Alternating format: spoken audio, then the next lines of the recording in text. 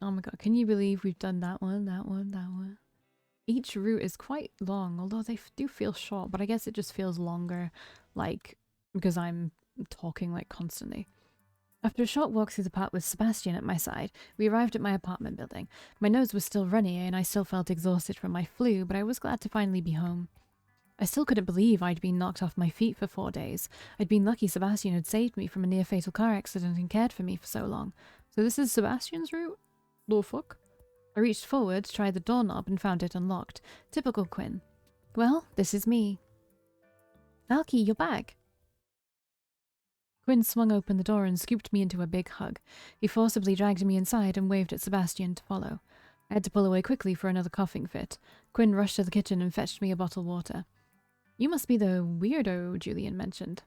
Weirdo? Ugh, sorry, Julian is an ass. Nothing new there. My name is Sebastian. Nice to meet you. I'm Quinn, and nice isn't happening here. What the hell were you thinking, man? You just kidnapped her off the street and vanish? Quinn, it's not alright. I was terrified. Julian too. Sebastian frowned, looking both annoyed and guilty.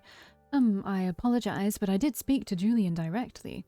I know that. That's the only reason we didn't go to the cops.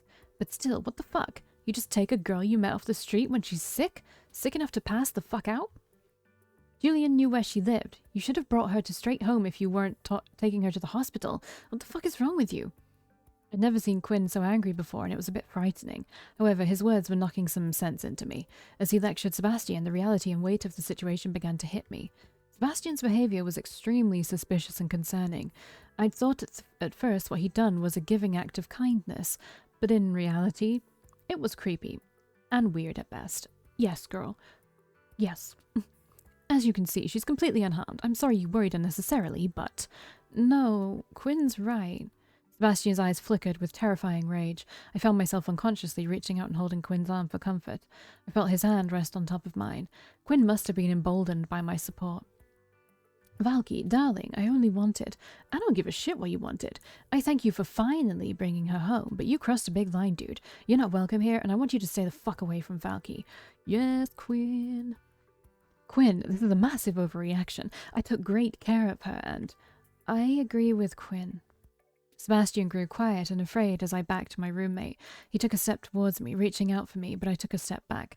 Quinn put an arm out in front of me to keep us apart. Stay away from her. She doesn't need you. You cannot. I want you to leave, Sebastian, and I don't want to see you again. Oh my god, this is a good ending already.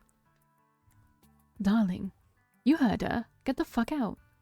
Sebastian remained silent and motionless for a few moments, making me worried there would be a fight. Oh wait, is this the what if Quinn was a yandere? Yeah.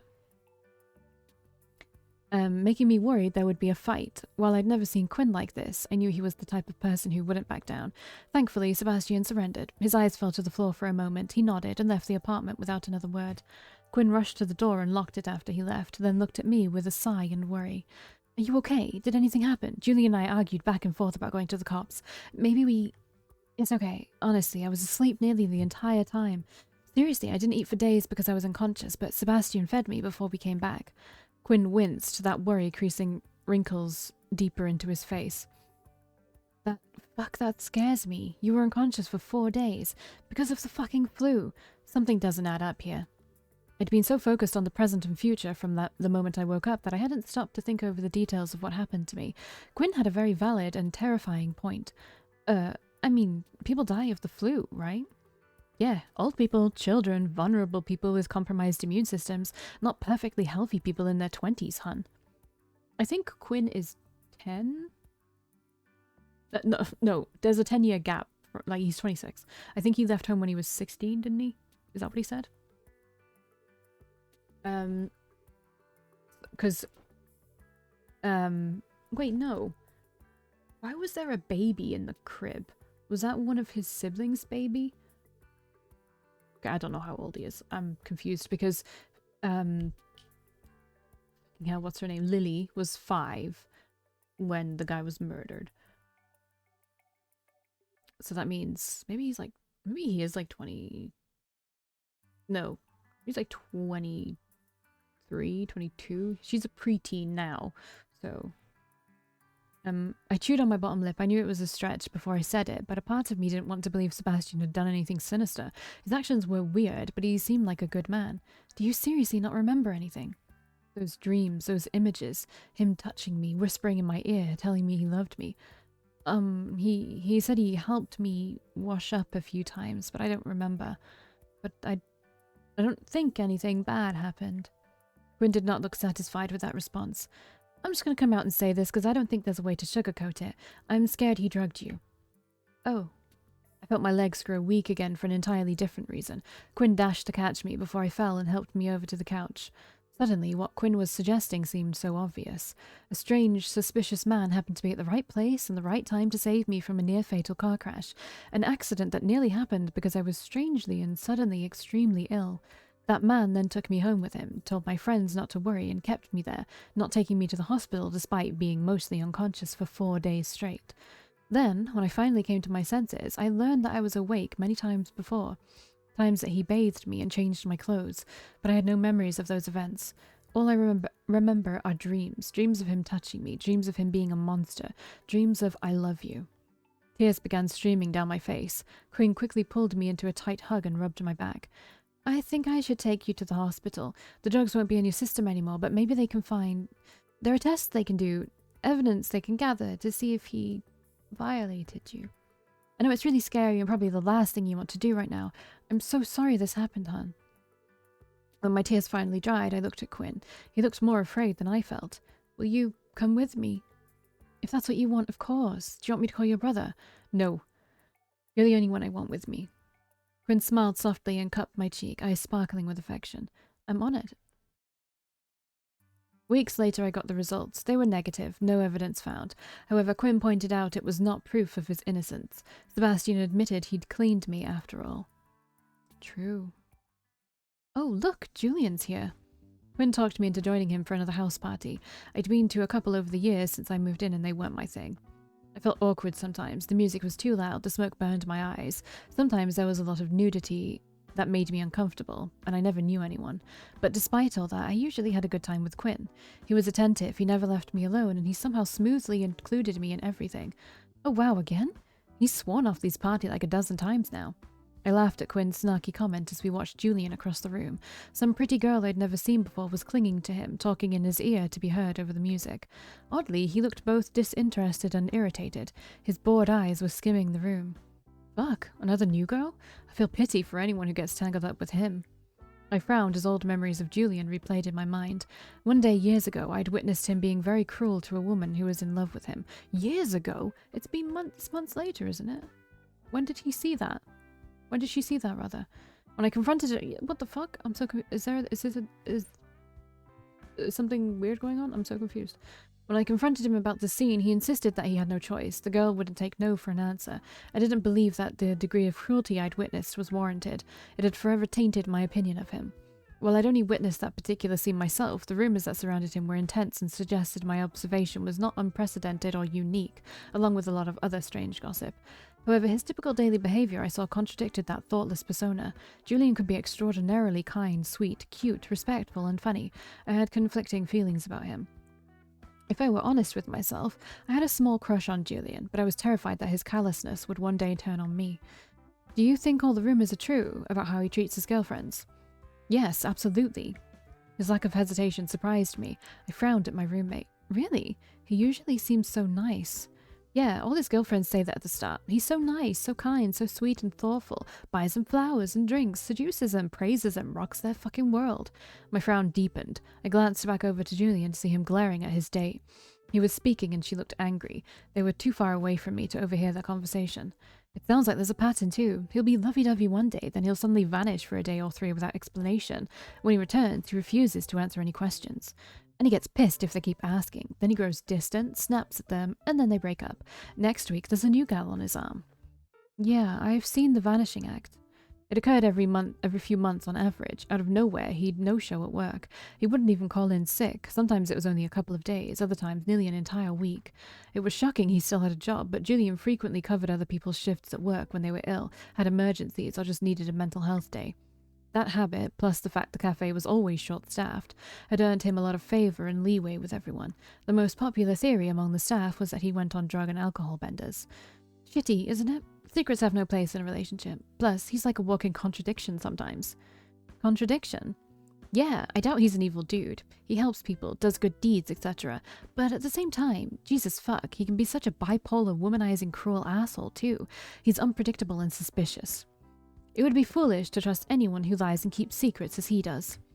Across the room, Julian ripped his arm away from the lady at his side, pointed at her, and yelled something. She took a step backwards and yelled back at him in return. Quinn was right. I had to forget about these feelings. Julian wasn't someone I could trust with my heart. I looked up at Quinn and couldn't help a faint smile. I'm really happy you're my friend, Quinn. I'm glad we ended up as roommates. You're such a good person, and you mean the world to me. His cheeks blushed red, and I stifled a giggle. He smiled back at me. Friends? Yeah. I'm glad we're friends, too. Hey, hot stuff. Oh, is that a guy? Yeah, okay, it's a girl. I watched in shock as a pretty young girl with blonde hair bounced up to Quinn and with zero hesitation wrapped an arm around his neck and pulled him into an extremely deep and passionate kiss. Tongue halfway down his throat, Quinn's wide eyes darted to me as he shoved the lady off him. Whoa, time out. I did not consent to that. The cute blonde looked at him, baffled by his objection. Sorry? I thought we were way past the stage of asking permission, you know, given you had your tongue up my... Okay, 1,000 odd times or so. Janet, shut the fuck up, I'm with someone. Red-faced with embarrassment, his panicked eyes turned back to me, looking horrified and guilty. Janet looked back and forth between us before realization of his implication dawned on her. Oh, I'm so sorry. I had no idea. My bad. Quinn's amazing. He'd never cheat, I promise. That was totally my fault. Don't be upset with him. What? Wait, no, we're not together like that. Huh? Oh, wait, what? Is your date here? Janet's eyes skimmed the room looking for the alleged date before looking back to Quinn with curiosity and confusion. Quinn laughed the situation off and wrapped an arm around my waist affectionately. We're together. Just not together, you know? Situationship. What the fuck is a situationship? I certainly didn't know, but Janet seemed to understand his words. She smiled, laughed, and waved a hand dismissively. That's fine, whatever. I get it. Let me know if you want to play again, no biggie. You know how to reach me. Have fun. You're a lucky girl. Janet bounced off as her focus targeted a new potential playmate across the room. I pulled back out of Quinn's casual hold and frowned at him, crossing my arms across my body. Quinn, we've talked about this, remember? We're roommates. I don't want to make things awkward or uncomfortable between. Of course, hun, I completely understand. We're taking things super slow, and that's totally okay with me. Slow? Quinn, no, that's not what I meant. We don't have to label ourselves. I'm sorry if that was awkward. Quinn, what?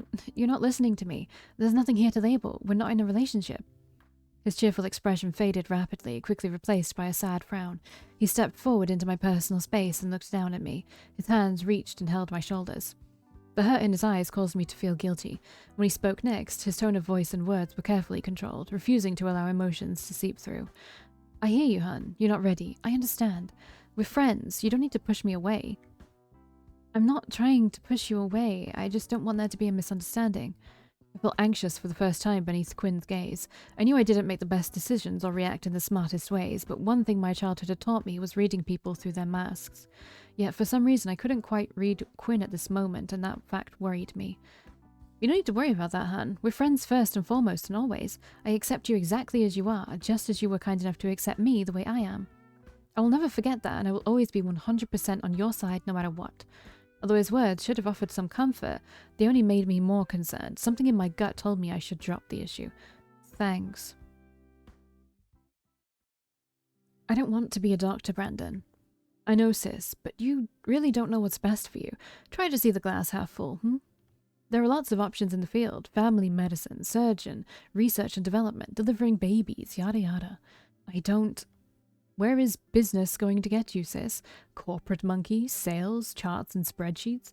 We both know that won't make you happy. Or you could just stick with serving bad coffee to bitter assholes forever, I guess. I hate you. I heard Brandon sigh heavily on the other end of the phone. He always had a talent for rubbing reality into my face until suicide looked like an appealing option. Sis, you'll never understand how much that hurts. I'm looking out for you. I want to help. Bullshit. Telling me to fall in line isn't helping.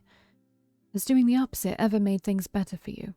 I didn't respond. I knew he was right, but I didn't want to admit it. I desperately wanted to live my own life, but I felt lost, trapped, and out of options. I love you, sweet sister. I only want what's best. Don't you dare. Don't you fucking dare. You want what's best for you, not for me. I do enjoy our little conversation so much. I know you'll hold this grudge forever, but I do love you, and I do miss you terribly. Don't. And I won't stop telling you until you believe me.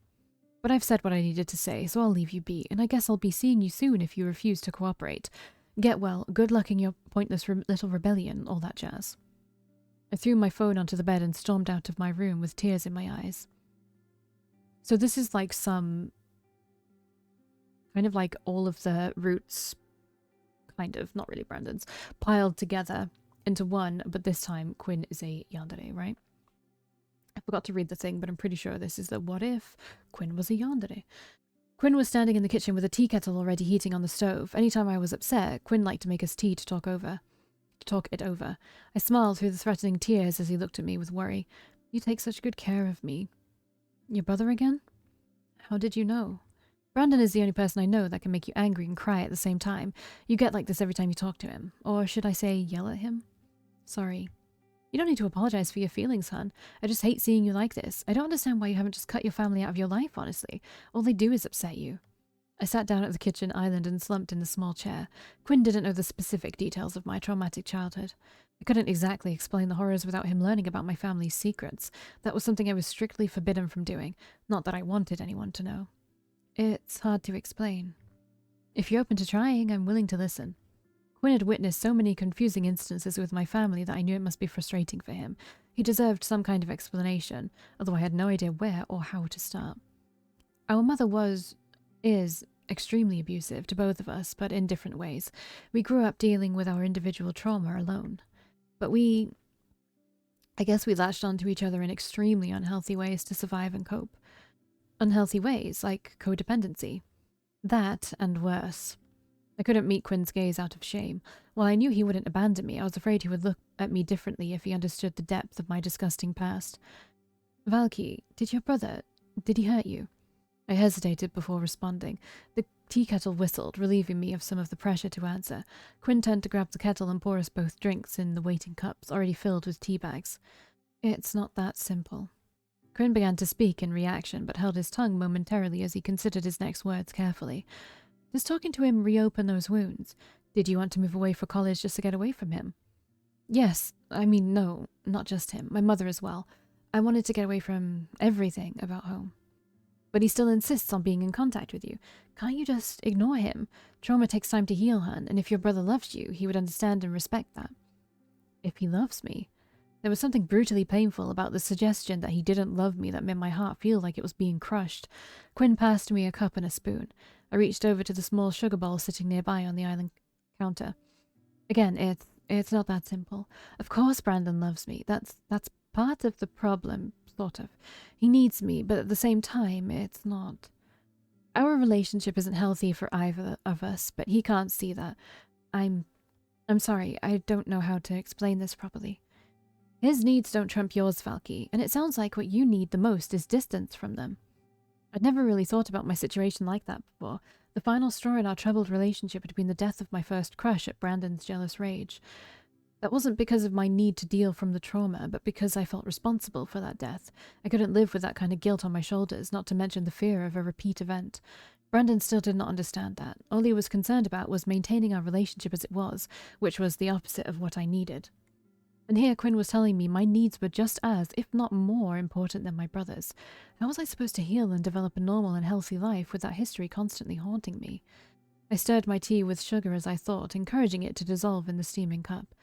Maybe you're right. If your brother can't or won't give you the space you need to heal, well, that makes him a selfish, self-absorbed asshole. I laughed starkly. Selfish and self-absorbed described Brandon well. Quinn continued speaking without noticing. Love is a two-way street, regardless of whether it's romantic or familial. Love means you care, that you prioritize each other's needs, and that you want what's best for the other person. If your brother doesn't treat you that way, then it's not really love, hun. It's possession, obsession, or something else entirely. It's not healthy. I fell silent as I absorbed the message. I still believed that Brandon loved me, but Quinn was right. His love was selfish and unhealthy. He would only prioritize my needs when they didn't conflict with his desires. A feeling of intense dread and sadness washed over me, along with extreme anxiety. I sipped on the tea, wincing as the liquid burned my tongue. Brandon called me to warn me that if I didn't re-enroll in school, I would have to go home. I'd already told Quinn that I had dropped out, but I'd glossed over the consequences of that decision. His eyes grew wide with surprise. What do you mean you'd have to go home? You're an adult, Valkii. Your family can't force you. Yes, they can. A thick silence fell over us both for a moment. Quinn expected me to elaborate. Why? I can't. He wasn't happy with my lack of explanation, but he respected it. Well, for what it's worth, I also think you should re-enroll. And not because I want you to stay, even though I really definitely do. Even if you don't want to be a doctor, there are a lot of other things you could do with a fancy degree like that. Education opens up a lot of doors in general, hun. I sighed, feeling defeated. Brandon had said something very similar, and I knew they were both right. I knew school was the technically correct answer in my situation, but it wasn't an answer I was happy with. School was a constant source of stress and struggle in my life. I guess that's it then. No matter how I look at it, I don't have much of a choice. Going back home is not an option. It was dumb to drop out anyway. I didn't think it through when I did it. I was just so stressed. I understand, but there are other ways to improve your situation. You could take fewer classes, get tutoring help, things like that. Let's talk about it next time you feel like that. I'll help you figure out the best decision to make. You have a really bad habit of making the wrong decision at every turn. I smiled at Quinn as my brother's hurtful words echoed in my mind. I appreciate that. I make rash decisions sometimes, obviously. Probably why my brother insists on tracking me, because Tracking you? I winced. Those words just came out without me thinking, and I immediately regretted saying it out loud. I had a bad habit of speaking and acting without thinking, just like now, and my brother developed strategies to deal with that. At least, that was his excuse. In reality, he and my mother were just obsessed with controlling me. Yeah. Like what? Tracking your GPS location? Among other things. I nodded, keeping the extent of it to myself. Quinn scowled, angered by the idea. That's really fucking creepy, hun. Not to even mention he's your brother, not your goddamn father. God, I don't know which would be worse, honestly. People who do shit like that, they just see you as property. Can you not just turn it off, uninstall it? I have a friend who's good at tech stuff. No, I can't. It would cause more problems than it would solve. It was hard to explain without giving too much information. There were some legitimate reasons for it too. My family had a lot of enemies, people who were willing to hurt me to get to them. As much as I hated my brother's lack of boundaries, I was also terrified of the reality that I could be kidnapped and killed simply because a business partner got slighted. Quinn looked both confused and annoyed by my refusal. I felt guilty, wishing I could explain more, but on top of my shame, the less Quinn knew, the safer he would be. I sipped on my tea, unsure of what else I could say. I didn't like keeping him in the dark, but I had no other option. The liquid had cooled. If you say so, hun. At least you can leave it at home whenever you want privacy. Yeah, I'm sorry I can't explain everything, but it makes me really happy to know I can confide in you. It's so easy to talk to you. Aw, hun, I'm so glad you feel that way. I'll always be here for you. After the fight with my brother, I re-enrolled in college to appease my family. I enjoyed my break from school as much as I could, but the next semester started quickly. Through pure coincidence, Julian and I had a math class together. We couldn't talk after class because I had to quickly run across campus to my next one, so the topic came up the next day at the cafe. I was so surprised to see you there. I thought you'd be way ahead of me. I'm not taking a full course load every semester like you've been doing. It'll take me a couple extra years to graduate, but I need my me time, you know? I'd go crazy doing nothing but school, work, and sleep. I know what you mean. Quinn suggested I do something similar, and I've been considering it. If you can do it, I'd recommend it. You struggle with math, right? I remember you bitching about it last year. Math is the worst. How can numbers be imaginary? In what world does that make sense? Julie and I laughed loudly together, earning some amused looks from our patrons and a glare from our stressed co-worker. Seriously though, math has always been pretty easy for me. If you want some tutoring or something, I'm here for you. Really? Are you serious about that offer? Because I will abuse the hell out of it. Of course I'm serious. I'd love an excuse to spend more time around you. He winked playfully at me, but I knew he was serious. Although Julian seemed like a great guy at times, I knew I would never seriously consider dating him. I'd seen far too many red flags in him, plus the rumors I'd heard and the concerns Quinn had all reinforced that decision. I couldn't trust him with my heart. I'd appreciate the help a lot, but just to be clear, I know, no dating your co-workers. I'm still happy to help. Want to go over the assignment during lunch? Yes, please. Ouch. I yelped as the knife cut into my finger. Droplets of blood fell onto the countertop, tainting the orange carrot red. The knife clattered to the floor, missing my bare toes by mere inches. Hun, you okay? Quinn rushed into the kitchen as I stepped away from the vegetables to grab a paper towel. I ripped a section off the roll and wrapped my injured finger around it, applying pressure. Yeah, I'm okay. I just nicked myself, that's all. Quinn crossed the kitchen to observe the mess I'd made. There was a pile of unevenly chopped tomatoes in a bowl already. The countertop was smeared with their juices. I'd just started on the first carrot and had a lot more to go for the vegetable soup recipe I'd found on the internet. I told you a dozen times that you can leave the cooking to me, hun. Feeling depressed, I watched as Quinn picked the knife off the floor and carefully placed it in the sink before he grabbed a dirty rag and started wiping up the blood and tomato juice. That old rag was already stained with blood from my previous accidents. My clumsiness was embarrassing. I want to learn. I can't rely on other people to feed me my entire life. Oh, come on. Yes, you can. We all rely on others to survive. You didn't grow these tomatoes after all, did you? I chuckled softly at his point. He smiled as he grabbed the bloody carrot and began washing it in the sink. We're all good at some things and bad at others. Humans specialize. You don't go to your hairdresser to get a dress tailored. That's what a society is all about. Yeah, but I'm not good at anything. You just haven't found what you're good at yet. Don't worry so much about it. You will. Maybe you'll be an amazing surgeon. After all, you're quite talented at cutting yourself. I forced a laugh at my roommate's bad joke. The blood from my cut finger was still growing on the paper towel. I knew he was trying to comfort me and I appreciated that he cared, but I still felt insecure. Quinn was a great sculptor with a meaningful job helping those in need. My brother was a great fighter and businessman. Julian was acing all of his classes and skilled at handyman stuff. Sebastian was a genius programmer and a talented cook. And me, what was I good at? Cleaning tables at the cafe and drawing silly cartoon pictures? I felt useless. Maybe you could teach me? I subtly pleaded as Quinn cleaned off the cutting board and began evenly chopping the remaining vegetables. I was impressed by how quickly and effortlessly it happened. I only have this one cutting board, sorry. I could use a plate. No, the knife will scratch the material and bacteria can grow in the grooves. It's not sanitary. What else does the recipe need? With a somber sigh, I pulled out my phone and read the instructions aloud. Quinn nodded, seemingly unimpressed with the recipe I'd found. It seemed complicated to me, there were so many steps. Basic enough. You can fill the pot with the broth and get it boiling. Oh, and grab the other vegetables from the fridge. I'd been demoted to assistant. I silently sulked, but I did as instructed. At home, the servants would have simply kicked me out of the kitchen in annoyance. Quinn didn't notice my mood shift and made idle conversation to fill the silence. You came home late today. Anything interesting happen at work? Oh, nothing interesting. Julian and I share a math class and he offered to tutor me. Oh, really? Tutoring? The tone of his voice sounded displeased. After fetching the broth from the fridge, I pulled a large pot out of a cabinet and sat it on the stove, turning the burner on. Yeah, you suggested tutoring, remember? Yeah, but I meant with a professional or a small class. I don't think Julian is qualified to teach. It could do more harm than good. I don't see any harm in giving Julian a shot. We work together, so it'll be convenient to do it during or right after work. I'd struggle to find time for something more formal. I guess that makes sense. After filling the pot, I brought over the remaining vegetables from the fridge, stacking them beside the cutting board as Quinn deftly chopped. He kept his eyes on the board, remaining silent for a long moment before suddenly changing the subject. I'll have to cut up some of these larger chunks of tomato so they cut evenly. Damn it, how the hell do I screw up cutting vegetables? Why am I so bad at everything? Oh, hey Quinn, Valkii has classes today. Well, duh, I know that, I live with her. Thought I'd stop by for lunch and say hi.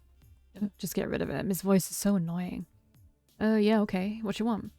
To my great displeasure, Quinn placed a large and involved order that would take some time to assemble. It was right after the lunch rush, so my co-workers had stepped out for their own lunch breaks. At least there wasn't a line of impatient customers. I put on my fake polite customer service smile and started his elaborate coffee drink. Valkii mentioned you're helping her study math. How's that going? Well, we've only had one session so far, but it went okay. I think she struggles with some basic fundamentals, though. Oh? Do you think she needs remedial class? We're going to do a session after every day she works, so I'm going to give it a shot to get her up to speed. Is that how you plan to worm your way into her cute little heart? If that happens, I won't complain. In reality, it was exactly what I was thinking.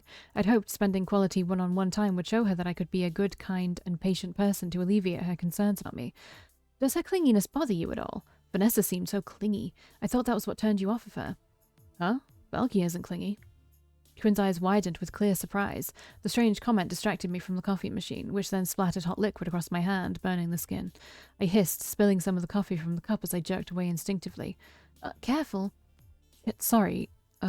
What makes you think she's clingy? Well, she's been like that ever since she moved in. She's always texting me, checking on how my day's been, and asking where I am when I don't come home immediately after work.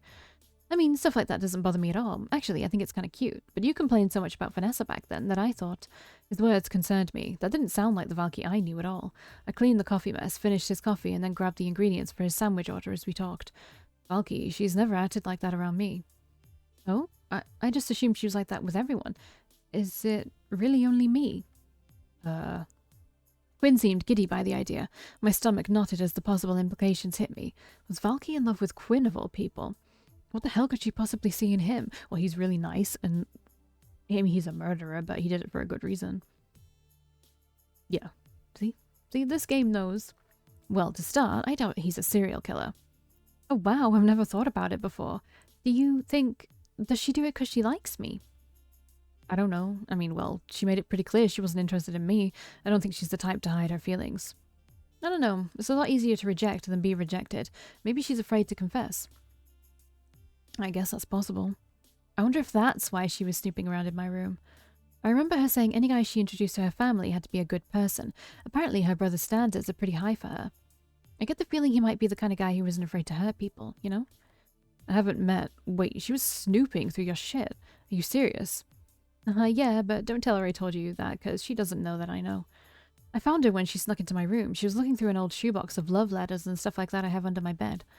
Shit, maybe we dodged a bullet with her not being into us. She sounds worse than Vanessa. I had no idea she was like that. As I said, it doesn't bother me. I've been cheated on in the past, so I get it, you know? It's hard to ever feel like you really know someone, and that could be scary. Who knows what kind of secrets someone might be hiding? I can empathize. People are entitled to privacy. The scowl that crossed Quinn's face was intense. It immediately shut me up. Secrecy and privacy are very different things. Secrets are unacceptable in a relationship, and if she's thinking about me like that, honestly, I'm thrilled to have her dig through my shit. She's an amazing girl, and anyone would be lucky to have her. Yeah. Fuck, Quinn's got some bite to that bark after all. Well, here's your order. I passed Quinn the food after I'd bagged it up and charged him. He smiled brightly as he paid and took his stuff. Well, good luck with the tutoring stuff. Yeah, thanks. He left with a skip in his step, and I stared blankly after him, still puzzled by that strange conversation and all the new and unexpected details I'd learned about Valky's personality. It's not that odd, is it? It's clear there was some crazy shit going on when she was growing up. Honestly, it'd probably be weirder if she wasn't fucked up in some way. Being nosy is pretty mild compared to, you know, us. I heaved a sad sigh filled with disappointment. It was better to know in advance. I'd stopped pursuing any hope of a relationship with her immediately. I couldn't risk her finding out the truth about me. I don't know why I bother. Quinn's right. Secrets have no place in a relationship. Any girl I'm with would eventually get suspicious. Sorry, buddy. One day we'll find someone as fucked up as we are. I don't know if that would be a good thing, Ash. Guess I should make up an excuse to stop tutoring her. Tears in my eyes, I ended the call on my phone and rushed out into the living room in a panic, having no idea what to do. Quinn was sitting on the floor in front of the coffee table, working on a new tiny sculpture.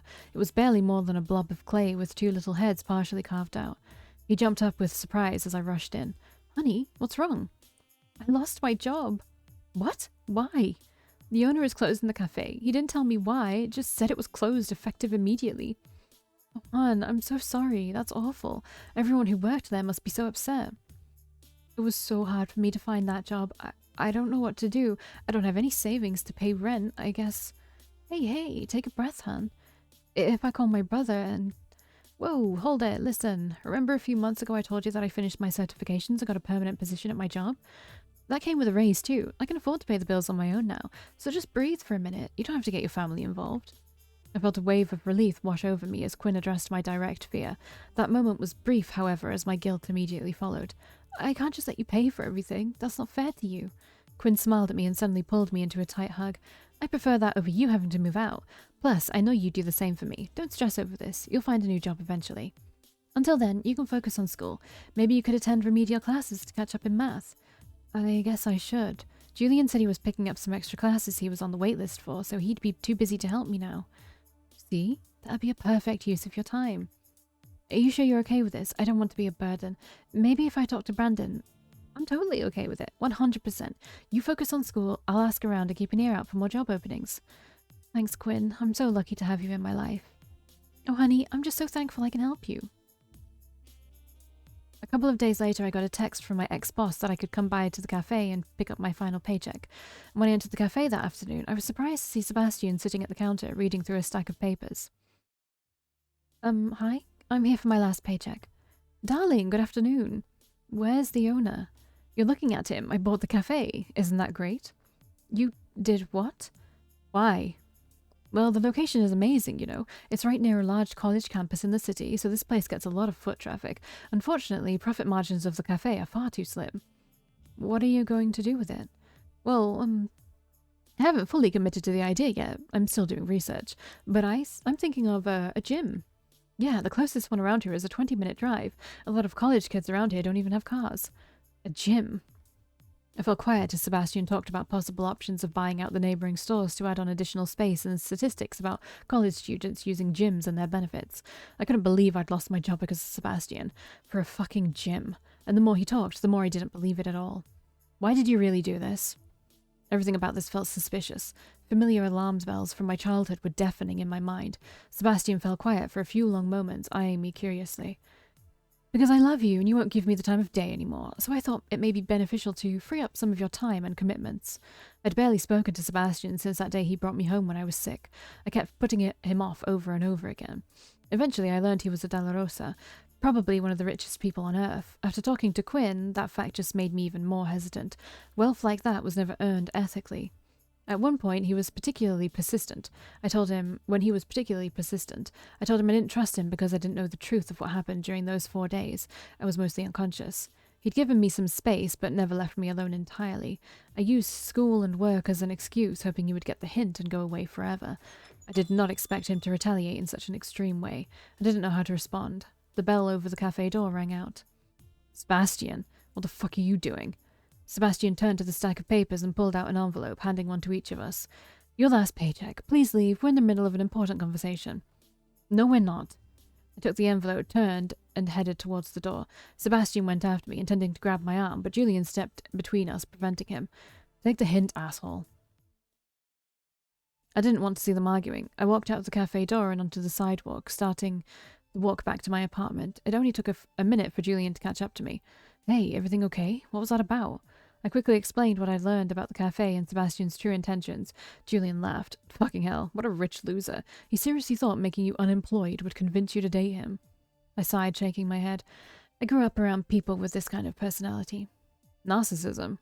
Yeah, I guess. It's not about my job or the cafe or anything like that. Then what is it actually about? Sending a message. He'll do anything he wants to get what he wants. He'll do anything to get what he wants, and he wants me. Whoa, are you safe? Will he kidnap you or some shit? I chuckled at the idea of patting the smartphone in my backpack pocket like my brother used to track my location.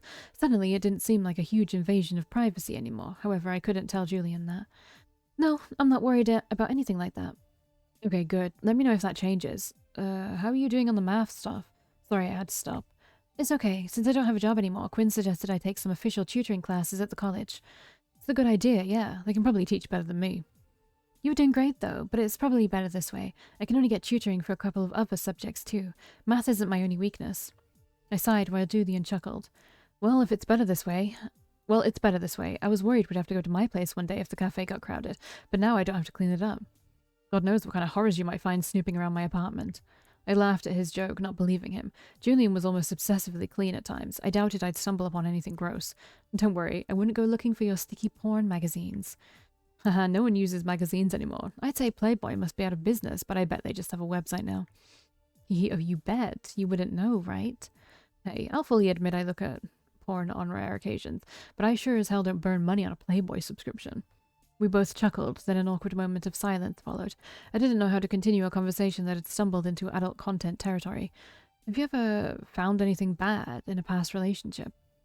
I happened to see a text on an old girlfriend's phone once that led to me finding out she was cheating on me, so I ended that immediately. It was rough. I thought for a few moments. I'd never had a long-term boyfriend, so the only thing that came to mind was when I stumbled on my brother's obsessive photo collection of me. I hadn't been looking through his things. The idea of snooping never occurred to me, and I had no idea that he would be hiding something like that. I simply walked into his room to talk to him, and there they were, scattered across his desk. Just once. I found some photos of me that I didn't know were taken. Oh god, that's horrible. I'm sorry. How long were you with that monster? That was an awkward question. I knew him since I was a little kid. Wow, I can't even imagine. What a freak. I couldn't blame you for having trust issues over something that invasive. I nodded along silently, thinking, trust issues? The pictures didn't make me distrust my brother. Honestly, although I was horrified, looking back on it, I was certain it was certainly something I should have expected with Brandon. There were no boundaries between us back then. He saw no problems with his actions as long as no one else saw the pictures.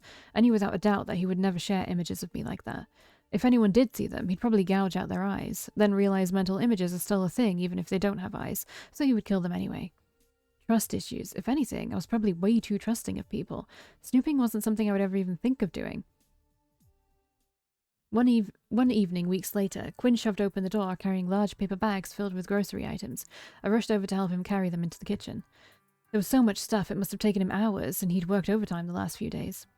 Quinn, I could do the grocery shopping. Did I miss something you wanted?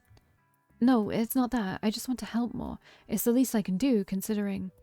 Oh, don't worry about that. There are a lot of tricks to saving money here and there that I've learned over the years. Not to even mention the apps and coupons. Glad coupon clipping is all digital now. Oh, I see. Maybe I could go next time and you could show me how? Sure, it's a date.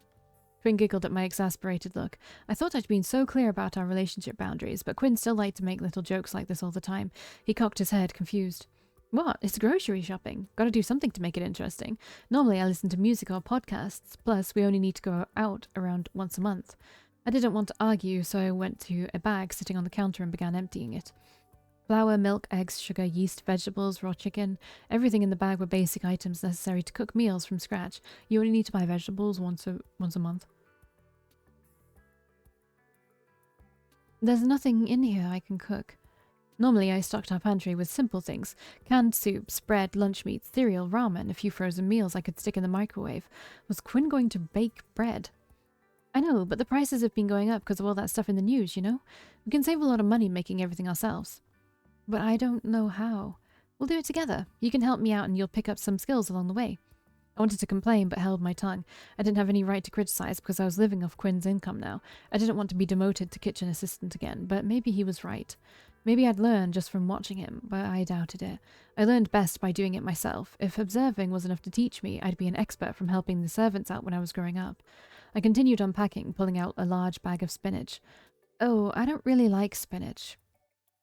It's good for you. You need to eat healthier anyway. I know you were living off that greasy food at the cafe and ramen for so long. I held my tongue again, which was more challenging this time. I understood he was only caring about my health. It was a nice thing for a friend to do. But I liked that greasy food. I didn't appreciate being told what to eat like a child again. Not like it matters. I don't know how to make food like that, and the cafe is gone now. I'd probably just burn myself with hot oil anyway. Hey, there you... Oh, let me help. Weeks later, I walked into the apartment carrying 2 large laundry baskets overflowing with clothes. Quinn rushed to me and grabbed a basket, lifted it easily and carrying it inside. I grumbled to myself. Why was he naturally so much stronger than me despite being nothing but skin and bones? Because he's a dude. You should have told me you were doing laundry. I would have helped. Well, I need to do something around here to earn my keep. I laughed awkwardly, although it was painfully true. Quinn did nearly everything around the house. I'd never really noticed before because I was always swamped between school and work. I didn't know how to cook or clean properly, and I felt terrible about leaving it all to him. All of my attempts usually ended up with Quinn redoing it for me. No, you don't. Jeez. Quinn sat and started pulling out garments and folding them. I dragged my own bin over to the other side of the couch and started doing the same. I quickly realized I'd made another terrible mistake. All of Quinn's shirts, most of them various light pastels, had splotches of red color staining the cloth. Oh no, what happened? What is this? Quinn frowned as he leaned over into my basket and began carelessly pulling out clothes, piling them on the couch. He quickly found a dark crimson shirt of mine that Sebastian had sent over as a gift. I'd worn it once, but didn't like how it looked. I think you forgot to separate the colors. Huh? I thought you were supposed to only wash the white separately with bleach. I'd taken out all of the solid white clothes and towels to bleach them during the wash. Everything else I'd washed together. Well, yes, if you're going to use bleach, but you also have to separate the lights and the darks. My shirts are light colors and they're closer to white than they are to dark colors like this red shirt. Not to mention mine have been washed 100 times, so they're faded. There's no dye left in them to wash out, but this shirt is new and in a deeper shade, so the dye is still heavy and fresh. It would have been better to wash this shirt with the dark colors. Guilt overwhelmed me and I struggled to fight back tears. I'd ruined a dozen of his shirts and all I could think was how much money it would cost to replace them. I'd been so stubborn to do something independently that I'd screwed up everything again. I could even do something as simple as washing clothes. I couldn't even do something as simple as washing clothes correctly. I'm so sorry, Quinn. It's alright. They were pretty old clothes anyway. Just let me help next time, okay? Help. That was code for let me do it myself. I'd heard that so many times from the servants and my brother.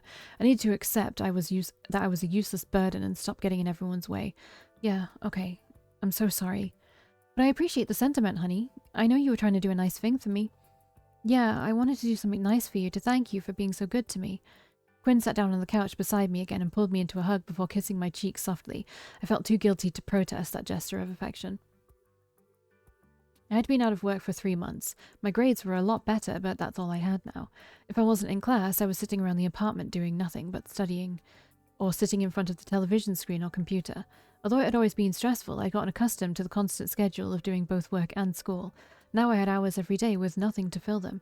I'd given up on doing anything around the house. Quinn happily handled the cooking, cleaning, laundry, and shopping. All of my attempts only ended up making more work for him in the end. So I'd accepted the best thing I could do was nothing. I became fully dependent on Quinn for everything. I started drawing again out of desperation for something to do. It was something I did a lot when I was a child, locked away in my room for fear of my mother. But the creative energy wasn't there anymore. I made many attempts, but I was out of practice and I hated everything I produced, so eventually I gave up on that too. I was still looking for a new job, but I'd found nothing and neither had Quinn. The few open positions I found were quickly snatched up by other people. It was frustrating and demoralizing. At least I had Quinn, though. I'd be lost without him. What you working on? Quinn grinned excitedly at me as I entered the living room. There was a small little white sculpture sitting on the coffee table. I'd noticed him working on it whenever he had a spare moment. I wanted to wait until I finished painting it, but I'm too excited for you to see it. I've been so busy lately I haven't had the time to finish it. A pang of guilt struck me. He was busy because of my incompetence. I pushed the sadness down and put on a friendly smile as Quinn waved me over to look at it. Isn't it adorable? The little white sculpture was as 2 characters with large heads and small bodies. Those 2 characters were Quinn and I. Quinn's character was sitting on the ground. His short hair split down one side and half pinned up. It wore Quinn's favourite t-shirt with a heart faintly carved into the front, a little skirt and socks. In the character's lap sat a large flower. I wasn't sure if it was a specific kind because it wasn't coloured yet. My character was leaning down, kissing Quinn's cheek. The hair was split down the middle, hanging in the air. It wore my favourite shirt with the shoulder straps, pants, and bare feet on the ground, each little toe carved out delicately. That itself would be precious and cute, but the weird part of the art piece was the angel wings on my character's back. The small wings were half spread, about the width of the character's overall height from one tip to the other. I could see the little feather details individually carved out. It must have taken hours. It's amazing. Subjects aside, that was the truth. The attention to detail, the adorableness of the characters, and the technical aspects of how the entire piece was arranged to be balanced so it didn't tip over. Everything about it impressed me. Thank you. The flower is a poppy. That'll be easier to tell once it's painted. A poppy flower. My favourite one. A flower that represented hope, which was the only thing that kept me moving forward most of my life. But why am I an angel? Am I dead? Oh, no, it's not like that. You're not a ghost angel. Just a regular angel, because that's what you are to me. My beautiful angel that's blessed my life. The faint blush on his cheeks kept me silent for a few awkward moments. I wasn't sure how to feel. On one hand, I thought I should be grateful he cared so much about me. On the other hand, this felt like it was crossing a boundary. He said, my beautiful angel, as if I belonged to him in some way, likely a romantic way. I didn't know how to express this worry. He'd never given up this hope that we would be together one day. Hope. The poppy flower. I sighed as the realization struck me. The statue is beautiful, but I'm not an angel, Quinn. I'm just a normal person with a lot of flaws. I know that. I'm not delusional, Valkii, but you are my angel, and I don't think you understand just how important you are to me. I love your flaws because they're a part of you. All people are flawed, especially me. A lot of people write me off as broken, but you never did. You saw me from the very beginning and accepted all of me. Quinn, that's all very nice, but I was broken for a long time before I met you, but you changed that in me. I want to be better for you. I want to take care of you, and I can. I have. Isn't it great? We have our own little happy life here. I'm so happy that you depend on me. I'm the only person you need. Everyone else is just in the way. Quinn, I haven't. There is something I should tell you. Something that I want to tell you. Before I met you, I used to hurt myself. His confession silenced me into shock. I watched as he pushed his long sleeves back to show me self-harm scars up the length of his arm. I always thought it was odd he wore nothing but long sleeves, but I chalked it up to another quirk. There were dozens of scars on each arm. I know it's crazy, something like this. I did it because of... It made the emotional pain physical, and I knew how to deal with physical pain. He quickly shoved the sleeves back down, embarrassed by the evidence of his past. But I haven't done it since I met you. Once since I met you. You are proof that I'm not broken. I'm just different, and it's okay for me to be different. I can heal. I can still have love and happiness despite all my issues. You've blessed my life like an angel. Okay, here we go. We're still getting rid of Brandon.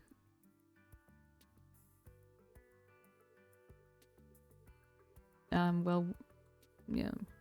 This had gone too far, and I had to shut it down before it got wildly out of control. Quinn, you are my best friend and a great person, but I need this to be crystal clear because it sounds like you have the wrong idea frequently. I have no feelings for you whatsoever. I'm not attracted to you in a romantic sense. I have no interest or desire to extend our relationship beyond friendship. I'm not yours in any sense of the word. We are never going to date. Is that understood? The awkward silence that followed was excruciating. Tears formed in his eyes. Are you in love with someone else? That doesn't matter, Quinn. I'm not going to be in a relationship with you regardless. I leaned down and picked up the little statue before handing it to him. He accepted it, his hands trembling. Maybe you shouldn't finish that statue, or change it to something else. I don't think it's appropriate to use my likeness. Your sister is really important to you, isn't she? Perhaps she... Suddenly the statue cracked in Quinn's tightened grip. I gasped as I saw droplets of blood drip from his palm. Be careful. I'll get the first aid. As I turned to fetch the kit to treat his cut, Quinn threw the statue across the room, causing me to jump. The cracked statue shattered into dozens of pieces and fell to the floor, leaving an impact mark on the wall. I spun and froze, suddenly afraid. Why are you doing this? His shout caused me to take a step backwards. I'd never seen Quinn so upset. His eyes were narrowed and his cheeks flushed with anger, confusion, and frustration. Doing what?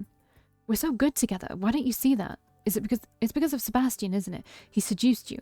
Or was it Julian? Did he say terrible things about me? No, neither of... Then what is it? There isn't an it in the first place. I just don't see you that way. So it's me. Quinn. The mixed emotions faded into pure despair. Tears streaming down his cheeks, he darted past me and out of the apartment, leaving the door wide open. Hey, have you seen or heard from Quinn lately? Late the next day, Quinn hadn't returned. He wouldn't respond to my calls or texts. I was so worried I couldn't sleep, and I questioned if I did the right thing. Anxious, I texted Julian to meet me at the park. No, not in a while. Is he not with you? We kind of had a fight. He left yesterday and hasn't come back. He's not responding to my messages. I wouldn't worry too much about it. Quinn's a social party animal. He's got a million places to crash and could be on a party binge. It was a really, really bad fight. I'm scared he might do something drastic. Julian raised a confused brow at my concern. Really? Quinn's never struck me as the irrational sort. I didn't think anything could penetrate his thick skin. You wouldn't believe some of the shit I've heard. I don't think he's as strong as everyone else thinks. That's pretty hard for me to believe, honestly. I know you two live together, but I've known him a lot longer than you. I've seen people abuse the fuck out of him. He doesn't crumble, he fights back. That was one thing about him I liked, admired even. Never tell him I said that. But what if there's no one to fight? At first, my question confused him, but a slow realization settled. He frowned. Alright. I know some people that might be able to find out something. I'll ask around. Thanks, I appreciate it. Have you heard anything from Sebastian or about the cafe? No, why? Well, out of curiosity, I've been keeping an eye on the cafe. Nothing's happened. Huh? What do you mean?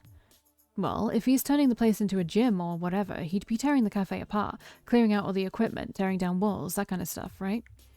And nothing's changed. Could he need permits or something? To change the inside of a building? I don't think so. People are pissed the cafe is being shut down. I'm hearing about it constantly. It was the only cheap place nearby where college kids could hang out and get food. Yeah, it's sad. I find myself missing it too. Working there was really stressful and exhausting, but in a way it was rewarding too. I got to see normal people doing normal things. I got to talk to people and learn about them. I made some casual friends and met my classmates there for group work. I never had anything like that growing up. The only thing I miss is the paycheck. We laughed briefly before falling into a sad silence. I'll talk to Sebastian. I know he only bought the cafe because of me. Maybe I could talk him into selling it back to the owner or something.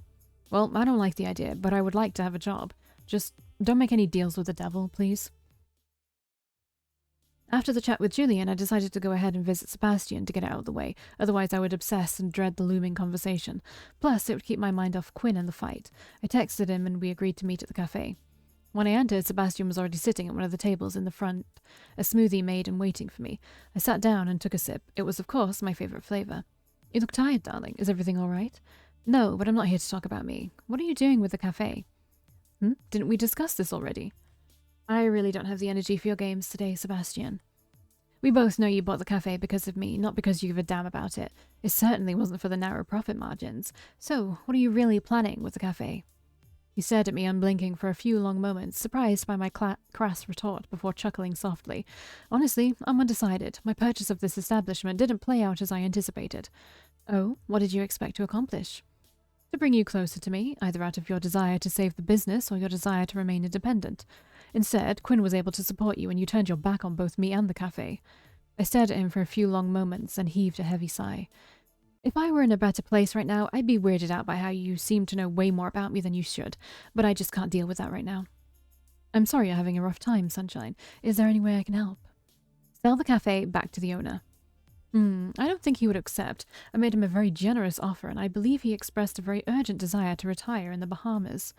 I sighed again. Of course, he massively overpaid to get what he wanted so quickly. I should have expected that. Then sell it to someone who will actually run it as a cafe. Another place had narrow profit margins, but it still made a profit, right? This place is popular and it's important to me. I don't want it to end up boarded up and forgotten because of your failed ploy. So please, do it for me.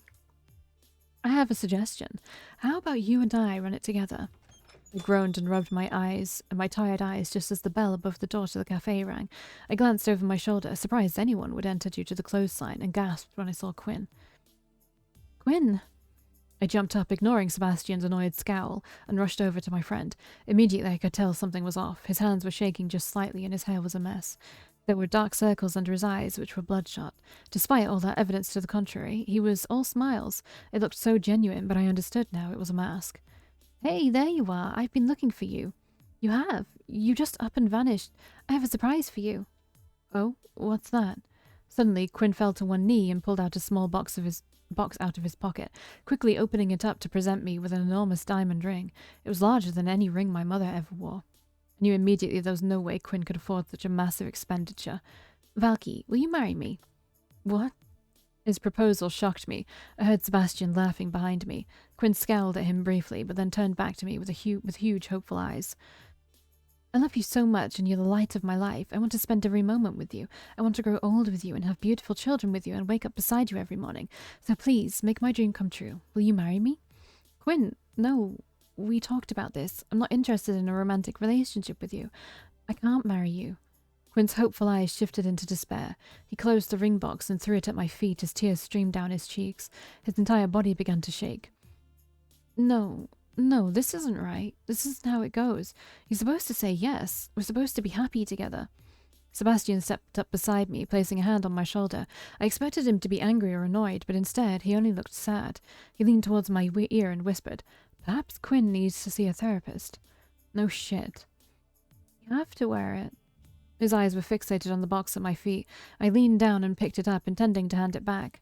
But as soon as it was in my hand, he rose to his feet and darted out of the cafe door. What? We both stood there in stunned silence as the cafe door slowly swung shut and the bell above it jingled. Perhaps he's in denial. I don't know what to do. I can't make it any clearer that I don't want to be with him. We've talked about this over and over again. It may be best for you to move out, darling. You're welcome to live with me, of course. It would be a delight to have you. I can't just abandon him.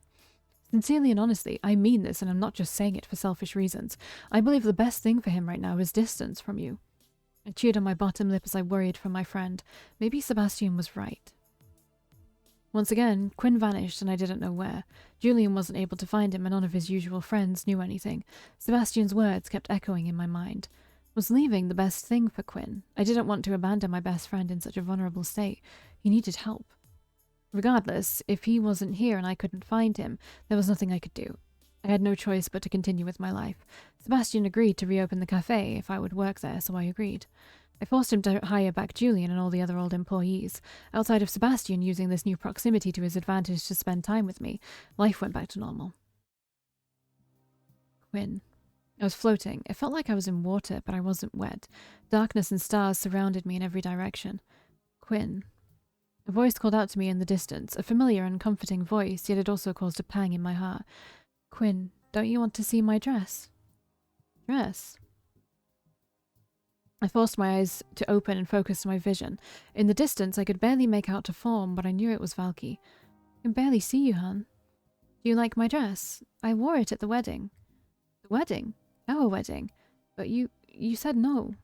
We are finally happy together thanks to you, Quinn. She slowly faded into focus bit by bit, although she was never clear. I could barely make out the details of the dress. It was white, no, maybe white gold, with lacy arm straps. Happy together? It was possible because of you.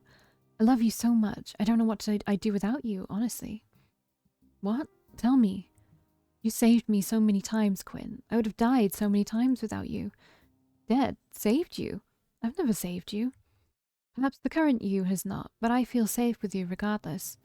You've never left my side. You've never hurt me. Not like the others. Others? You're a good and wonderful person. Hold on to that. Cherish it as I do. Don't let yourself become corrupted. Are you from the future? Yes and no, but that doesn't matter. It kinda does. You never gave up on me, Quinn. I never properly thanked you. So thank you. From the bottom of my heart. Are you saying goodbye? Yes and no. You will see me again. Many times in many places, but know this. You are special. He is. Yeah, in the dumbass kind of way. Quite the contrary. You can tap into space and time. There is only one other person, self-excluded, with that power. I can do what? Who is the other person? You'll meet them soon enough. How will I know it's them? That depends. On what? On who you are at that moment. What? I'm not good at riddles, Valkii. Constants are extraordinarily rare. Perhaps the rarest thing in existence. Okay. I trust you, Quinn. No matter who, where, or when we are, you are always with me. Valkii. Suddenly she faded away and something else took her place. Be careful who and what you trust. Lies are often created from particles of truth. Anything and anyone can be manipulated by us. Or those with our power who know how to use it. Us? And with that, the being faded away and I woke up from my dream. I came home a couple of days later. I nearly jumped out of my skin when I walked into the living room.